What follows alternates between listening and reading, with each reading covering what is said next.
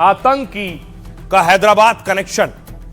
आपको याद होगा सिडनी में जो एक के बाद एक गोली चलाई यहूदियों पर और 16 की जान ले ली। ये जो गोली चलाने वाले बाप बेटा हैं, इनका कनेक्शन सुनेंगे तो हिल जाएंगे। जो जानकारी मिली है उसके हिसाब से 10 मिनट तक यहूदियों का नरसंहार करने वाले ये दोनों पिता पुत्र का कनेक्शन हैदराबाद से है।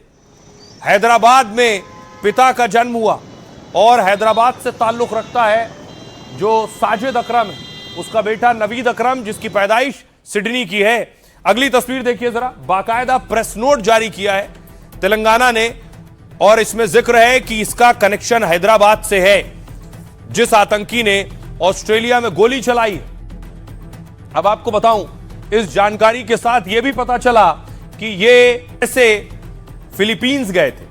सिडनी के बीच पर यहूदियों पर जो आतंकी हमला हुआ है, उस हमले के तार हैदराबाद से जुड़ रहे हैं। आतंकी पिता पुत्र साजिद और नवीद मूल रूप से हैदराबाद से थे। तेलंगाना पुलिस ने आतंकियों के हैदराबाद कनेक्शन की पुष्टि की और यह भी कहा है कि भारत छोड़ने के बाद ये आईसिस के संपर्क में आए, यानी भारत से जाने के बाद इन्होंने आतंक का रास्ता अपनाया। दरअसल नवीद के पिता साजिद हैदराबाद में पले बढ़े, हैदराबाद से बीकॉम किया और नौकरी की तलाश में देश छोड़ा। 1998 में साजिद स्टूडेंट वीजा पर ऑस्ट्रेलिया चला गया, वहीं यूरोपीय मूल की महिला से शादी की और वहीं बस गया। हैदराबाद में उसके परिवार ने तभी साजिद से नाता तोड़ लिया था, लेकिन फिर भी साजिद बीच बीच में भारत आ रहा था। साजिद 6 बार भारत आया, आखिरी बार ये 2022 में भारत आया है। आतंकी साजिद के पास भारत का पासपोर्ट था, भारतीय पासपोर्ट पर ही वो बेटे के साथ फिलीपींस गया था। हमले से पहले करीब 1 महीने तक दोनों फिलीपींस में रहे थे। फिलीपींस के इमिग्रेशन अधिकारियों ने इस बात की पुष्टि की है, क्या ये मिलिट्री स्टाइल हमले की ट्रेनिंग लेने फिलीपींस गए थे? अब इसकी तफ्तीश हो रही है। ऑस्ट्रेलिया की पुलिस अब इस मामले की जांच में जुटी है और तेलंगाना पुलिस हैदराबाद में इसके परिवार से पूछताछ कर रही है। देखिए जरा, ये जो मौलाना जिन्हें आप देख रहे हैं, इनके बयान सुनिए। इनके बयानों में बिल्कुल शराफत नहीं है। क्या कह रहे हैं देखिए। पहला मौलाना ये इस्लामिक स्कॉलर है, नाम है इस्माइल। इस्माइल कह रहा है इस्लामिक देश बनाने का एक लौता रास्ता है जिहाद। सोचिए, ये ऑस्ट्रेलिया के सिडनी में बैठकर इस तरह के बयान दे रहे हैं। जो जिहाद करेगा उसे जन्नत नसीब होगी। अल्लाह के अलावा दुनिया में कुछ भी नहीं है। हमास से जुड़े लोग स्वतंत्रता सेनानी हैं। ऑस्ट्रेलिया सरकार मुझे भले ही डिपोर्ट कर दे, लेकिन मैं जिहाद का संदेश देता रहूंगा। यह देख रहे हैं अबू उसैयद, इस्लामिक स्कॉलर है। यह कह रहा है जिहाद हमारे मजहब का अटूट हिस्सा है। अल्लाह उन्हीं लोगों को ज्यादा पसंद करता है जो काफिरों को मारने का काम करते हैं। जो खाली बैठे रहते हैं उन्हें कुछ नहीं मिलता। यह मौलाना अब्दुल सलाम जऊद है। यह कह रहे हैं काफिरों के खिलाफ जिहाद ही एक जरिया है। फिलिस्तीन तभी वापस मिलेगा जब जिहाद होगा। शांति और समझौते से दुनिया नहीं मानेगी। पैगंबर मोहम्मद की तरह दुनिया को जीतना होगा। सभी लोग जागो और जिहाद का काम करो। यह है डालिया अयूब, इस्लामिक स्कॉलर है। पृथ्वी पर सिर्फ शरिया और कुरान होना चाहिए। लोकतंत्र जैसी व्यवस्था इस्लाम की दुश्मन है। जिहाद के लिए किसी भी की इजाजत नहीं है। यह है कमल अबू मरियम, इस्लामिक स्कॉलर हैं और यह कह रहे हैं मैं तो यही चाहता हूं कि अल्लाह एक एक कर सभी यहूदियों को खत्म कर दे। पृथ्वी पर एक यहूदी जिंदा नहीं बचना चाहिए। इस्माइल अलवाह, इस्लामिक स्कॉलर है। यह कह रहे हैं यहूदी और उनकी परंपरा कैंसर की तरह है। बहुत जरूरी है कि आप उनसे छुटकारा पाएं। सोचिए, जब ऑस्ट्रेलिया में इस तरह के मौलाना ऐसी तकरीरें कर रहे थे तो वहां साजिद अकरम और नवीद अकरम जैसे लोग ही जन्म लेते हैं। सुनिए जरा, अब सोचिए जरा, ये जो मौलाना बोल रहे हैं, ऐसे ही शब्द कुछ दिन पहले भारत में भी एक मौलाना ने कहा, उस पर भी विवाद हुआ था। मौलाना महमूद मदनी ने कहा जिहाद के नाम पर मुसलमानों की तौहीन की जा रही है। उन्होंने कहा जबकि इस्लाम में जिहाद मुसलमानों के लिए एक पवित्र कर्तव्य है और मैं कहता हूं कि जब जब जुल्म होगा तब तब जिहाद होगा। और ताज्जुब यह है कि सिडनी में हमला हुआ, मौलाना महमूद मदनी ने अब तक कुछ नहीं बोला। उन्हें सामने आकर बोलना चाहिए और जो हुआ है इसकी आलोचना, निंदा, घृणा और नफरत करने की बात बोलनी चाहिए। सुनिए जरा, भारतीय मौलानाओं से हमने सवाल पूछा, सुनिए वो क्या कह रहे हैं। जो फसादी हैं, फसाद फैलाने वाले हैं, शिद्दत पसंद हैं या दहशतगर्द हैं, उस तरह का नाम लिया और उसको इस्लाम से जोड़ने की कोशिश करी, जबकि इस्लाम के अंदर ऐसी किसी भी तरह की कोई इजाजत नहीं है कि जिससे किसी पर जुल्म हो। लोगों को, बेगुनाह लोगों को कत्ल कर रहे थे। उस बंदे ने, जिसका नाम अहमद अल अहमद है, उसने अपनी जान पे खेल करके उन आतंकवादियों से हथियार छीन करके ये साबित किया कि हाँ, असल जिहाद ये है कि जुल्म के खिलाफ खड़ा होना, जुल्म करने से रोकना, ये जिहाद है। आतंकवाद को बढ़ावा नहीं देना चाहिए। आतंकवादी दुनिया के किसी भी कोने में हो, उनको ख़त्म करना चाहिए और अमन शांति का माहौल बनाना बहुत ज़रूरी है।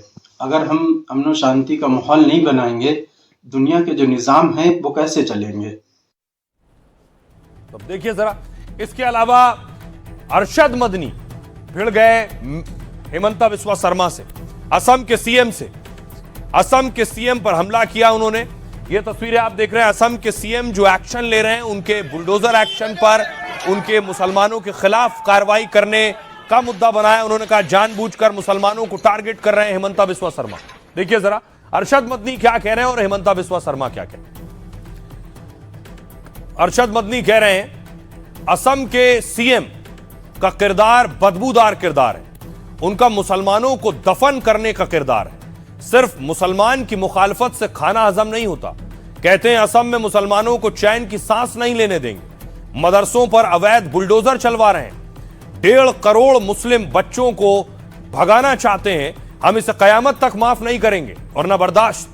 हेमंता जब कांग्रेस में थे तो सोनिया को मैंने कहा था इसे टिकट मत देना, आरएसएस की मानसिकता का है। अब इस पर हेमंता ने जवाब दिया, मदनी के बयान कांग्रेस राज की देन है, ऐसे बयान बर्दाश्त नहीं किए जाएंगे। घुसपैठियों की बेदखली सरकार का एजेंडा है। मदनी कौन है? मदनी भगवान है क्या? मदनी की बहादुरी कांग्रेस के आगे चलेगी, बीजेपी के आगे मदनी की बहादुरी नहीं चलेगी। मदनी बहुत ज्यादा करते हैं तो मैं गिरफ्तार कर लूंगा। मदनी सीएम नहीं है, मैं सीएम हूं, मैं मदनी से नहीं डरता। कांग्रेस में मौलवी तय करते हैं कि किसे टिकट मिलेगा। आइए आपको सुनवाता हूं, सुनिए जरा अरशद मदनी को सुनिए और हेमंता बिस्वा शर्मा को। के चीफ मिनिस्टर का किरदार बदबूदार किरदार है, खराब किरदार है, मुसलमान को दफन करने का किरदार है। वो ये कहता है कि आसाम के सिवा, आसाम के अंदर मर्दमशुमारी 71 नहीं, जैसे सारे हिंदुस्तान में 51 है, इसी तरह आसाम के अंदर भी 51 है। आप समझते हैं इसका असर? आज इसका असर ये होगा कि अगर 71 टूट जाए और 51 पर आ जाए तो आसाम के अंदर 1.5 करोड़ बच्चे और बड़े सब हिंदुस्तान से बाहर हो जाए। कहाँ जाएंगे? ना मादानी कौन है? मादानी की भगवान निकी? तो मादानीर बाहादुरी कांग्रेस থাকিলে চলে, বিজেপি থাকিলে মাদানী ফাদানীৰ একো বাহাদুৰি নাই। তেখেতে গ্ৰেপ্তাৰ কৰাৰ দাবী উত্থাপন কৰিছে। বেছি কৰিলে মই মাদানীক ভৰাই দিম। তেওঁ ছাৰ তিনি গগৈৰ লগত সুৰ মিলাই কৈছে মাদানীক বেছি কৰিলে ময়ে ভৰাই দিম। सीएम মইহে, सीएम মাদানী নহয় নহয়, মই মাদানী ফাদানীক। आइए अब मैं आपको बताऊं, खबरों में आगे बढ़ते हैं। आप सुन रहे थे अरशद मदनी और हेमंता बिस्वा शर्मा को। आज की एक और तस्वीर है, राम जी पर संसद में घमासान। उससे पहले मैं आपको मैक्सिको की संसद लिए चलता हूं। मैक्सिको की संसद में जो घमासान हो रहा है वो देखिए, एक दूसरे के बाल खींच खींच कर लड़ाई और मार हो रही है। Compañeras y compañeros, por favor, les pido por favor. देख रहे सांसदों ने एक दूसरे के बाल पकड़ लिए। एक मुद्दे पर इतनी गर्मा गर्म भिड़ंत हो गई कि मारपीट पर आमादा हो गए। महिला सांसदों को देखिए जरा, स्पीकर जो पुरुष स्पीकर है वो बीच में फंसा है, अपनी जान बचा रहा है और देखिए महिला सांसद एक दूसरे के बाल खींच रही है।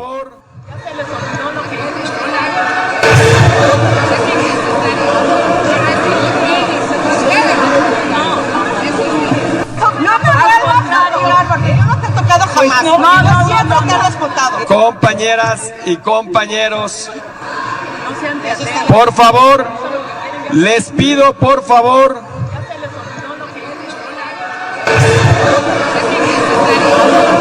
और आइए अब आपको अपने देश की संसद लिए चलता हूं। हमारे देश की संसद में भी घमासान था। घमासान का मुद्दा क्या था ये आपको बताऊं, उससे पहले तस्वीर देखिए। संसद के बाहर आज सांसद गांधी प्रतिमा पर प्रदर्शन कर रहे थे।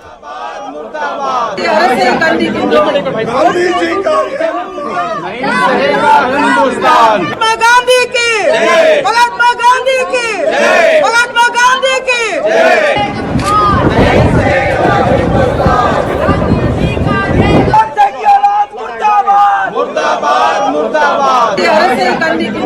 दूसरी तरफ देखिए जरा, मनरेगा को लेकर ये विरोध प्रदर्शन हो रहा था। उसमें जो उसको लेकर जो बिल आ रहा था, जो तब्दीली हो रही थी, लेकिन आज उसका बिल संसद में पास हो गया ध्वनि मत से। मेरे विचार में निर्णय गाँव वालों के पक्ष में हुआ, अनुमति प्रदान की जाती है। माननीय मंत्री जी विधेयक को प्रस्तावित करें। माननीय अध्यक्ष महोदय, मैं विधेयक को पुरा स्थापित करता हूँ। सभा की जो सदस्य इसके पक्ष में हाँ गए, जो सदस्य विरोध में ना गए, मेरे विचार में निर्णय गाँव वालों के पक्ष में हुआ। अब देखिए जरा, मनरेगा जो 100 दिन की रोजगार की गारंटी देता है, उसको लेकर जो बिल आया उसमें क्या तब्दीली हुई। लोकसभा में विकसित भारत जी राम जी बिल पेश हुआ। पहला तो इसका नाम बदल दिया गया, महात्मा गांधी राष्ट्रीय ग्रामीण रोजगार गारंटी कानून खत्म होगा। नए बिल में काम के दिनों की संख्या 100 से बढ़ाकर अब कर दी गई है 125, और इसका मकसद विकसित भारत 2047 के लक्ष्य पर गांवों का विकास करना। मनरेगा में 15 दिनों में मजदूरी भुगतान का अब तक प्रावधान था कि काम करेंगे उसके 15 दिनों में पैसा मिलेगा। नए कानून में हर हफ्ते मजदूरी भुगतान का प्रावधान है। मनरेगा में पहले खर्च सिर्फ केंद्र सरकार उठाती थी, अब क्या हुआ, 10 से 40% तक राज्यों को वहन करना होगा, यानी राज्यों को देना होगा। पूर्वोत्तर और पहाड़ी राज्यों को 10% खर्च करना होगा, 90% केंद्र सरकार देगी। बाकी पैसा यहां केंद्र सरकार की तरफ से दिया जाएगा।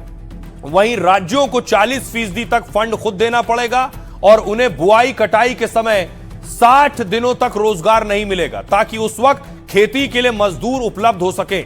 मनरेगा के तहत मांग के मुताबिक हर राज्य को आवंटन होता था। नए कानून के तहत एक तय राशि दिए जाने का प्रावधान है। अगर आवंटित किए गए पैसों से ज्यादा खर्च होता है तो इसका सारा बोझ राज्य सरकार पर आ जाएगा।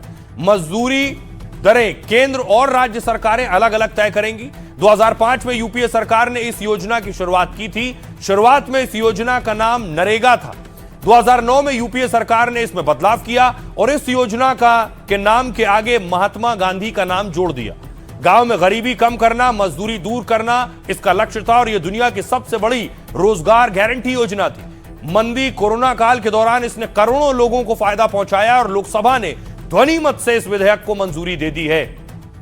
अब देखिए जरा लोकसभा में प्रियंका गांधी और शिवराज सिंह चौहान क्या कहते हैं। बिना चर्चा के, बिना इस सदन की सलाह लिए इस तरह से जल्दी में विधेयक को पास नहीं होना चाहिए। गहन जांच पड़ताल और व्यापक चर्चा के लिए इसे कम से कम स्थायी समिति के पास भेजा जाना चाहिए, और कोई विधेयक किसी की निजी महत्वाकांक्षा, सनक और पूर्वाग्रहों के आधार पर न तो पेश होना चाहिए और न ही पास होना चाहिए। धन्यवाद। पता नहीं क्यों जी राम जी नाम आ गया तो ये भड़क गए। महात्मा गांधी स्वयं राम राज्य की स्थापना की बात करते थे, और उनके अंतिम शब्द भी हे राम थे। बापूजी का पूरा सम्मान करते हुए राम राज की स्थापना मतलब दैहिक भौतिकता का राम राज काहू नहीं व्यापा। हर गरीब को भरपूर रोजगार मिले, उसकी गरिमा को सम्मान हो। दिव्यांग, बुजुर्ग और महिला, अनुसूचित जाति, जनजाति, उनको और प्रोटेक्शन दिया जाए, इसके लिए ये बिल लेके आए हैं। अब देखिए जरा, अब एक घमासान ये है, बीजेपी कह रही है कि कांग्रेस को मनरेगा में राम जी का नाम लगाने से परेशानी है। सियासतदान क्या कह रहे हैं बाकी? राहुल गांधी कह रहे हैं मोदी जी को 2 चीजों से पक्की नफरत है, महात्मा गांधी के विचारों से और गरीबों के अधिकारों से। यह नया बिल महात्मा गांधी के आदर्शों का अपमान है। बिल का गांव की गलियों से संसद तक विरोध करेंगे। अरुण गोविल कह रहे हैं विपक्ष ने हमेशा राम के नाम का विरोध किया है, सरकार कुछ भी फैसला लेती है, विपक्ष बिना सोचे समझे उसका विरोध करने लगती है। अखिलेश यादव कह रहे हैं जी राम जी बस नाम बदला गया है, इससे किसानों को कोई खास लाभ नहीं मिलने जा रहा है, न बड़ा रोजगार मिलने जा रहा है। विपक्ष को योजना में हिंदी नाम पसंद नहीं है, उनको दरअसल राम नाम से दिक्कत है। शशि थरूर कह रहे हैं राम का नाम बदनाम ना करो, पहले पैसा केंद्र सरकार से आता था, लेकिन अब वो कहते हैं कि 40% राज्य सरकारों को देना होगा। बहुत प्रदेशों के पास पैसे नहीं है, इसका मतलब होगा कि बेरोजगारी और बढ़ जाएगी। सुनिए अब इस पर सियासतदान क्या कह रहे हैं। भारतीय जनता पार्टी नाम बदलने की जो राजनीति कर रही है उसके खिलाफ है हम लोग। राष्ट्रपिता महात्मा गांधी जी जिसने देश को जगाने का काम किया, उन्हीं के नाम के खिलाफ हो गए। ये राष्ट्रपिता महात्मा गांधी और उनकी सोच जो सत्य अहिंसा का रास्ता था उसके खिलाफ है। इन्होंने प्रभु राम के भक्तों पर गोली चलाई थी, वो आज राम की बात कर रहे हैं, गांधी जी की बात कर रहे हैं। कांग्रेस पार्टी ने गांधी जी का कितना सम्मान किया, उनके मूल्यों का कितना सम्मान किया। मैं तो एक ही बात कहूंगा, गांधी जी कभी परिवारवाद की बात करते थे क्या? जब इस किस्म का एक लॉ हो रहा है, हमारे नियम ले आ रहे हैं, तो इसको महात्मा गांधी का नाम हटाना भी ठीक नहीं था, और हटाने के बाद ये दो भाषा करके ये कॉन्स्टिट्यूशन के विरुद्ध है स्ट्रिक्टली स्पीकिंग। और उसके बाद ये जी राम जी कहना, देखिए राम का नाम तो हम बहुत बहुत दूसरे कॉन्टेक्स्ट में इस्तेमाल कर सकेंगे। आप महात्मा गांधी का नाम हटाने के लिए, इसलिए मैंने कहा कि राम का नाम बदनाम मत करो। How is it an insult from महात्मा गांधी जी? महात्मा जी जो है श्री राम को लेकर जो है रघुपति राघव राजा राम को लेकर उन्होंने एक नेशनल एंथम बनाया था, जिससे उन्होंने पूरे देश को जो है संगठित किया था। तो how is it an insult for Mahatma Gandhi ji? उन्हीं के सपने को पूरा करके जो है इसे राम का नाम दिया। दिल पर अब गांधी से क्यों इतनी नफरत है इनको?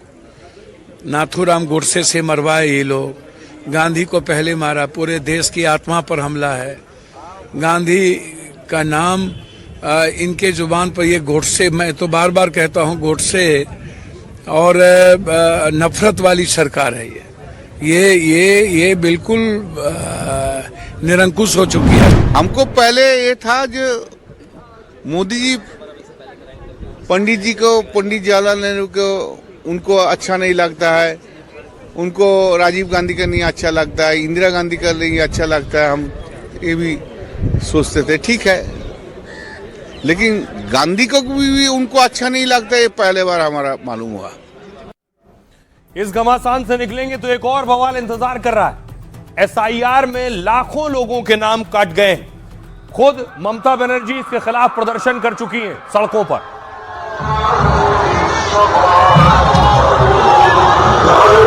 अब देखिए जरा बंगाल में कितने लोगों के नाम काटे गए।